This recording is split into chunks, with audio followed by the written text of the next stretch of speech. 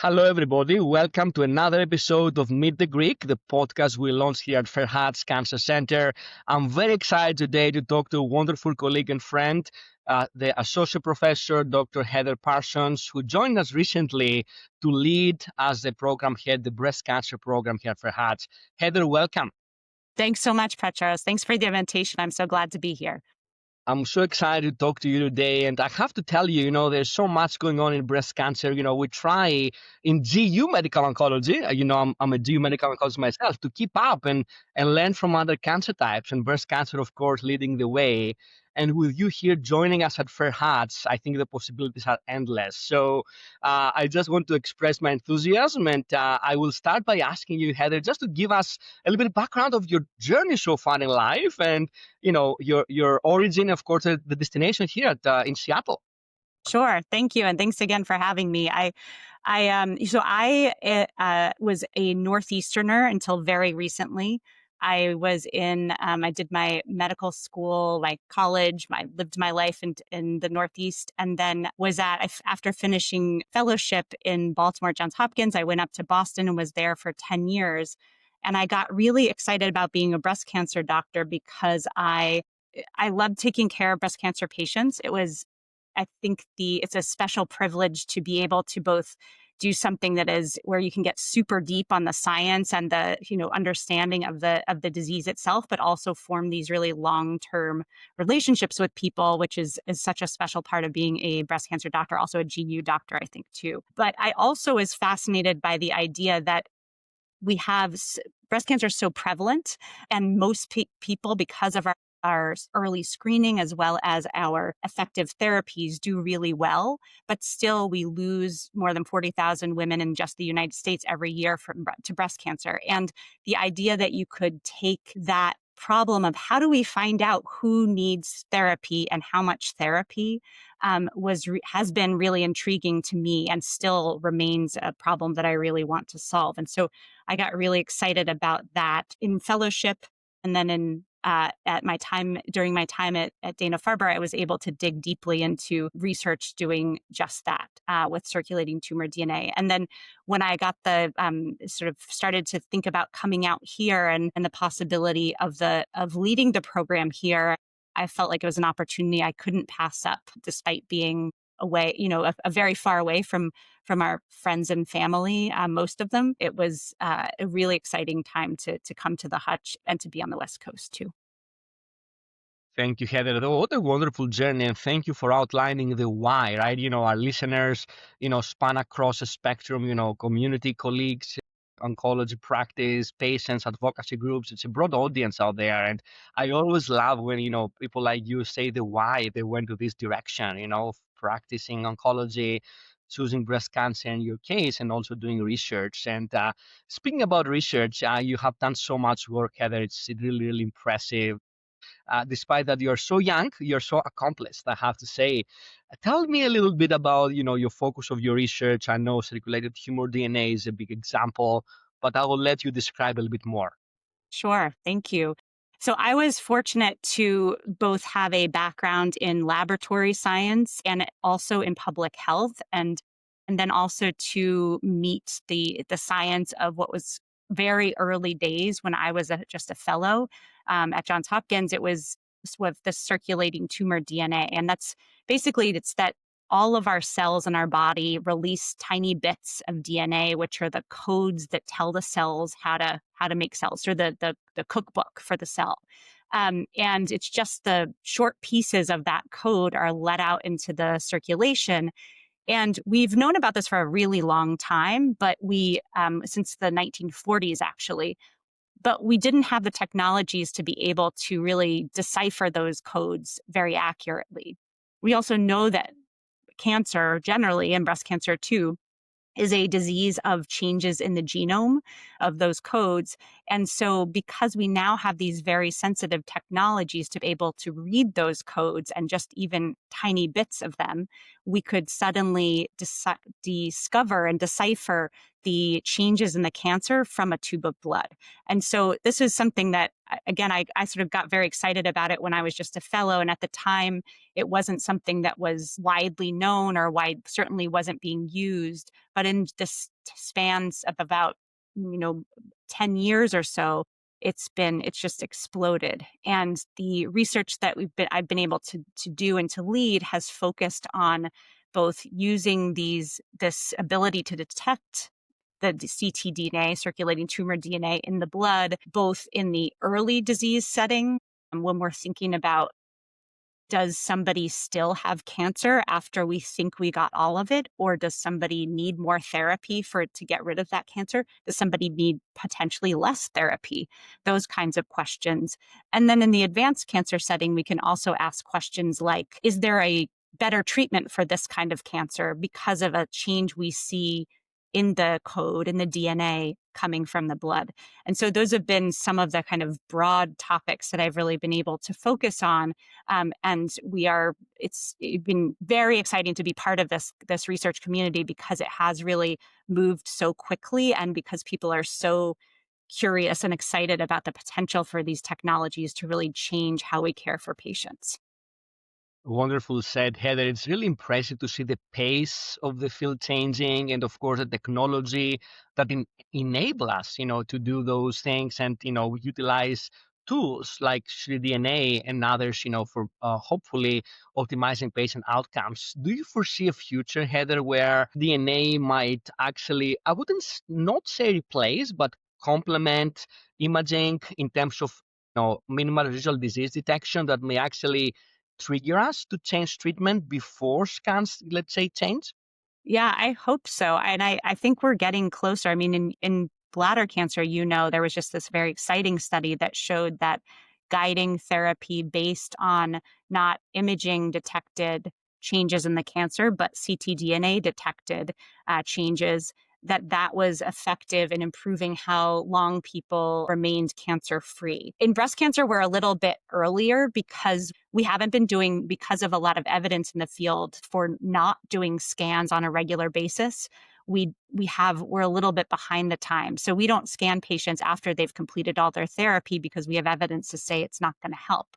So we're sort of starting out a little bit earlier than in the bladder cancer field, but also hopeful that this will really change how we care for patients. And I think not just being able to help us track cancer and to adjust our therapies based on what we see in the ctDNA, but also to really, I think, change dramatically how we treat patients with cancer, because if we can refine the group of patients to just the patients who remain potentially ctDNA positive and focus on those patients needing therapy, it has the potential to make our clinical trials much smaller, and that can potentially accelerate how well we can develop drugs, how quickly we can develop drugs for different types of cancer.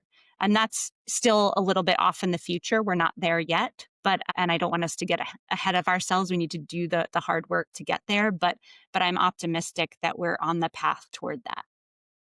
That's so exciting. And as you said, Heather, correctly, and I'm impressed with your vast knowledge. We had this important data at ESMO 2025 in the field of bladder cancer with ctDNA kind of leading the way in terms of the biomarker work in bladder cancer. So I think it's definitely interesting to learn across different cancer types. And I know you're doing so much in the field. Can you tell me a little bit about one of the trials that really excites you? I know you're involved in many, but maybe pick one and help the audience understand the concept. Yeah, maybe I can talk about two separate ones that are different, and I think can illustrate this. So one was a study that we wanted to understand hormone receptor positive breast cancer. And this is a breast cancer that is the most common kind. Most people do really well, but patients with early stage breast cancer remain at risk for recurrence, for distant recurrence, so metastatic disease, for a really long time, on the order of many years, maybe on the order of decades. And so what nobody had explored yet was, could we detect in these patients who were without evidence of metastatic cancer, but who were at high risk of developing it, could we test those patients and find ctDNA in their blood And then could we find out whether that was associated with the cancer coming back? And it sounds kind of straightforward now because we've done this in many disease types. But at the time, which is just a few years ago, we were able to take patients who volunteered and donated blood and draw their blood. They had been at least 5 years from their time of diagnosis and then follow them clinically. And what we found was about 10% of those patients did have ctDNA present in the blood. And all of those patients had a positive test before we detected distant recurrence, so metastatic disease. And unfortunately, all of those patients developed metastatic disease, and we didn't find metastatic disease in other patients. So I think it's a small study. It was a pretty dramatic result, but a very exciting, and so laying the groundwork for additional prospective studies to see now that we know this is true, can we intervene on those patients' cancer that's this sort of ctDNA presence, and hopefully change the course and improve how well they do. And then one study that we're doing also in the more advanced disease setting is in HER2 positive breast cancer, so a different type of breast cancer where we have really excellent therapies. People can do really well for a long time as long as they're on treatment. But in metastatic cancer, we actually keep people going on their treatment forever, basically. And that's has a lot of side effects, also financial toxicity, all sorts of downsides. And so we're doing a study to see if we can safely stop the treatment in patients who've already had a really exceptional response to the treatment, and then to use the ctDNA to guide who can safely stop and who might not be right for stopping treatment. So those are different settings, but I think both exciting places where we could potentially use this tool to hopefully change how we care for patients for the better. Yeah, that's very important. And I think, think about de-escalation of therapy to your point, aiming to reduce toxicity and cost and therapy burden for patients is so important. So I'm glad you're doing this trial. And there are many other examples, as you said here at Fred Hutch Cancer Center, University of Washington. We have such an amazing team of providers. I look around and I see amazing people across the board. And we have such an interdisciplinary a multidisciplinary, I would say, team and colleagues and model of care. Tell us a little bit more about this multidisciplinary care in the breast cancer program. Yeah, I think, long before I arrived here, this group has been doing really excellent, tight interdisciplinary care for patients with breast cancer. And it's really is in the air here. We have every week 2 meetings where we gather pathologists, radiologists, surgeons, radiation oncologists, and medical oncologists, as well as research staff and others, to go through our patients with newly diagnosed breast cancer to understand their case, their cancer from the beginning, and then to make a really thoughtful multidisciplinary plan for how we would care for those patients. And we both see people who are coming and might have already established care somewhere else with another, who come from far away. And we also care for patients ourselves in our clinics every day as their primary oncology team. And it's been a privilege to come and to see just, how well this is working from the start. All of us working tightly together to care for breast cancer patients, and feeling like you can just, walk across the hall and say hello to your colleagues and ask them a question. If you have a question about imaging or, what you're going to do surgically, all of those things, those are all very easily done with such wonderful colleagues. You said it so well, Heather. I always think about the quote. I think it was Rudyard Kipling. I always like to read books, and I think the quote was, "The strength of the wolf is in the pack," right? So we are as a team, learning from each other, radiology expertise, pathology expertise, medical oncology, radiation oncology, of course, surgical oncology, nuclear medicine, so on and so forth. There are many other disciplines, genetics, nutrition, palliative care, all of those work together. It's really important, I think, for the comprehensive patient-centered approach. Yes. Yes, absolutely. And I think, yeah, well beyond these initial multidisciplinary clinics, the care that we provide for patients every day goes well beyond that. As you said, thinking about, addressing patients' symptoms, not just sort of focusing only on the cancer, but really diving into what their experience is of the treatment and of the cancer, so that we can have them, sort of, we can't get rid of everything that comes up, but we can certainly address it and be proactive about dealing with new symptoms or challenges that come up because of cancer and because of cancer therapy. And we have palliative care, nutrition, psychosocial support, in addition to all of our other pieces. Genetics for patients who have, we, in breast cancer particularly, we lean toward doing genetic testing because we know that though it's not the most common finding, that genetic testing is important because there are a number of patients who do have a genetic reason to have a cancer, and that we might want to treat differently or think about it differently than we would somebody without that finding. So lots of different sort of pieces that go into caring for patients with breast cancer.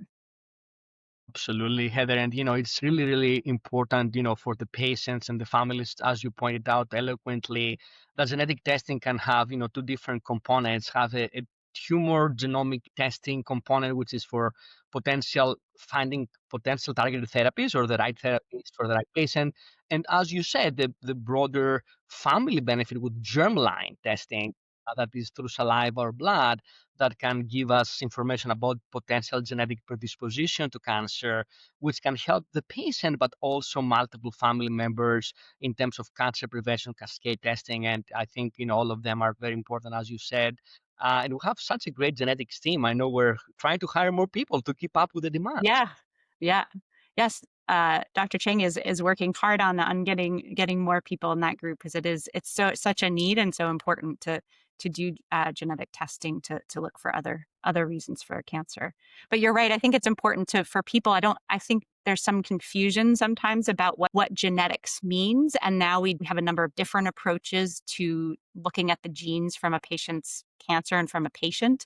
And so we want to first, for many people, investigate the genes that are inherited from their parents that they have in all the cells in their body. And so if your parent has a copy of a gene that might be a change that could make you more vulnerable to cancer, you have a chance of inheriting that copy of that gene.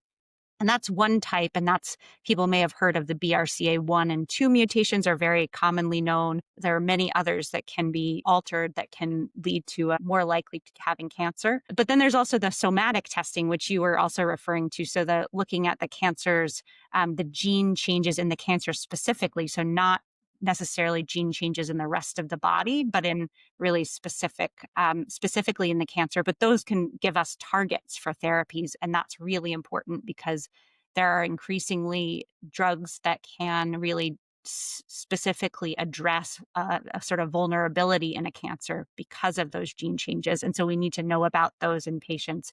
And often we want to test them not just one time, but also potentially over time as well. Very well said, Heather. Thank you for that explanation for the audience. And to your point, I plan to invite Dr. Heather Chang, our dear friend and colleague here, who is leading our genetics program at Fred Hutch. And that's a great idea to have this dialogue with her as well, to complement what the great things you're saying. And, think about, the audience overall, the community. There's a lot of discussion, Heather, about access to care and timely access to care. I know the cancer diagnosis is so stressful, for any individual. Can you tell us a little bit more about the great efforts here for Hutch with your amazing team about getting people in right away? When somebody has cancer, I think a lot of times it's like the alarm bells are going off. And even if that cancer hopefully is something that's very addressable, a person who has that diagnosis doesn't know that yet. And so it can be incredibly stressful. And we want to be able to get people in as soon as possible to walk through the what we know about the cancer, make sure we have a full diagnosis, and then make a plan for how to care for them and for addressing that cancer. And it historically has been, it can be tricky to make sure that there are enough spots for patients who are newly diagnosed with cancer. But we've really been working very hard in our group and across the Institute to make sure that we can get people in. And I'm really happy to say that now there's a metric called that we're tracking, but it's sort of the time to our next available appointment. and making sure that we have appointments available. If somebody calls today, that they can get in within 48 to 72 hours later. But now that we are really well staffed, we have that down to, we have the ability to basically get anybody in within that time period if they call. And so we're really happy about that. It does sometimes mean that if we get someone in that quickly, that we have to do, it takes a little bit more time once they're here to make sure we have all of the right information. But that's okay. I think once somebody's in the door, then we can make a plan to get the rest of those pieces together, and to make a thoughtful plan to go forward with caring for them. Very well said, Heather. I agree with you. I think getting people in right away can definitely, help with the anxiety and the stress associated with the cancer diagnosis. And of course, the team is working very hard in parallel to get all the records and, have pathology review of the slides and radiology review of the images. This can happen in parallel, but I think the patients appreciate that they're, belong to the team they're taking care of with this amazing expertise, that we have here at Fred Hutch Cancer Center. And the other thing that which always of interest to me is the communication with their colleagues and friends in community oncology practices. Can you tell us a little bit, how we communicate with them? It's always great to close the loop, right? And Yes. I think they're part of the team. Absolutely, and I think you may be the world expert in this area, Petros. But we also are work hard at this because it's. I think the goal is for us to. I mean, we are the comprehensive cancer center that spans for what we call the whammy states, and but meaning that it's, we care for a very large area of geographic area and very many patients, and we want to work together with our community colleagues to be able to do that effectively. And so when we see a patient who's coming in and who's already has established care with a doctor closer to home, usually we work to both, just at the most basic level, is just to send our notes. So if I see someone and I put together all the information into my clinic note, that note needs to get sent to that patient's community oncologist, but also then to also communicate with them more directly. And I just yesterday was speaking with a community oncologist we were caring for a patient with some complex breast cancer diagnosis. And that was, I think, done much better because we could talk with one another and just call, I had his cell phone, he had mine, and we're able to speak to one another easily about that. So our goal is really to collaborate and to provide collaborative care with our community colleagues, and not to say that we don't also care for patients here primarily, but also that part of things is really important to us. And we have a lot of clinical trial options too that can be really important for patients, both with earlier stage cancer as well as more advanced cancer. So I think some patients hear clinical trials and they think that means, you know, that there's something we're giving up, that this is the only other option, there's nothing else. And this is why I'm talking about clinical trials. But that's not true at all. Just this morning, I was talking about studies with colleagues that are in what we call the neoadjuvant setting. So before somebody even has surgery, and all the way through to the after surgery setting, the metastatic setting, and more advanced disease. And we think about clinical trials across the whole spectrum of cancer. And so we want to make sure we're collaborating with our community colleagues too, so that we can be offering these clinical trials to the patients who need them and who are eligible for them. So well said, Heather. I agree totally with you. I always joke. I said clinical trials are my two favorite words. I wake up in the morning excited about research, and that's how we make progress. And I think you said it so well, Heather. And we explain to patients that this is an opportunity to access innovative therapies, and we have to test those therapies, hopefully to help that patient in front of us, and also generate knowledge. To your point, how we can help people afterwards, and people who come after. We have such a great team with great leaders, yourself, Dr. Sarah Hurwitz, Dr. Jennifer Speck, Dr. Hannah Linden, and many others. And the list goes on and on in the breast cancer team. So I'm very grateful for all the work you're doing, Heather and team. My last question for you is, you are leading this amazing breast cancer program. Maybe in a few words, how do you envision the future? A few years from now, are we going to be in a future state caring Yeah. for our patients with breast cancer? Yeah, I think, part of it is, think about these in a few different pieces. And so one is our clinical care for patients, our emphasis on the sort of bench to bedside research, as well as on developing the leadership, clinical leadership or clinical research leadership in breast cancer. And I think we're, on the first one, I think we've spent some time talking about that, but we're really working on making sure that we have both uh, easy available access for patients to come in to see us, to make sure that process is smooth when patients come in, and that we provide ongoing care to them, and both on standard treatments as well as on clinical trials, and that we are going to work on too making sure that we continue to be in contact with our community colleagues and then to expand that as well.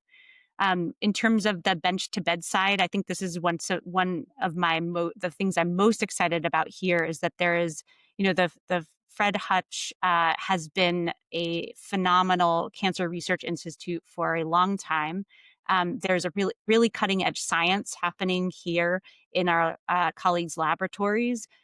There's also a lot of exciting research going on in biotech nearby, and our colleagues there as well.